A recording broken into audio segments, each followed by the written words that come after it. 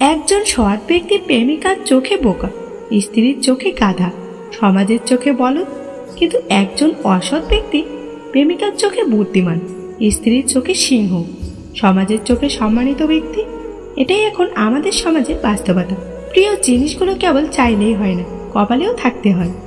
পেট ভর্তি থাকলে উপদেশ দিতে ভালো লাগে, আর পেট শূন্য থাকলে উপদেশ নিতে বড় কষ্ট লাগে। তুমি দেখতে যেমনই হও না কেন, তবু আমার জন্য তুমিই সেরা। লোকের চোখে খারাপ হতে গেলে খারাপ কাজ করার দরকার নেই, শুধু উচিত কথা বলবেন, মানুষের চোখে খারাপ হয়ে যাবেন। কুকুর মার খেয়েও বিশ্বাসী থাকে, আর মানুষ ভালোবাসা পেয়েও বিশ্বাসঘাতকতা করে। খারাপ সময় তো একদিন চলেই যাবে, কিন্তু আপনাকে তো আমার চেনা হয়ে গেল। তুমি সবার সাথে যতই ভালো ব্যবহার করো না কেন, কেউ না কেউ তোমার বদনাম করবে। শ্বশুরের টাকায় কেনা মোটর সাইকেলে চড়ে শিক্ষা প্রতিষ্ঠানে আসা শিক্ষক ক্লাসে রিডিং পড়ে। যৌতুক নিয়ে সামাজিক অপরাধ। হাসপাতালে ঘুরে আসলেই বুঝতে পারবেন রব আমাকে আপনাকে কতটা সুস্থ রেখেছে। তাড়াতাড়ি আপনার স্বপ্ন পূরণ হবে, শুধু রবের উপর বিশ্বাস রাখুন।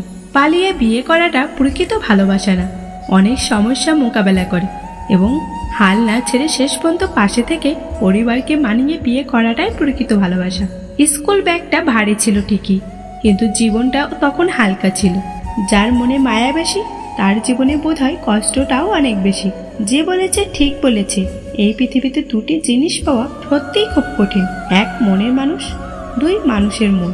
অতিরিক্ত ভালোবাসা হলো পৃথিবীর সবচেয়ে বড় অপরাধ, যার শাস্তি আপনাকে আপনার প্রিয়জনটাই দেবে। প্রতিদিন মৃত্যু যন্ত্রণা সহ্য করতে হবে, কিন্তু মরতে পারবেন না। তুমি আমার নিন্দা করো, এটা তোমার যোগ্যতা, আর আমিও ওসব পাত্তা দিই না, এটা আমার ক্ষমতা। এই পৃথিবীর নিয়ম খুব অদ্ভুত। কষ্টের সময়গুলো একা একাই কাটাতে হয়।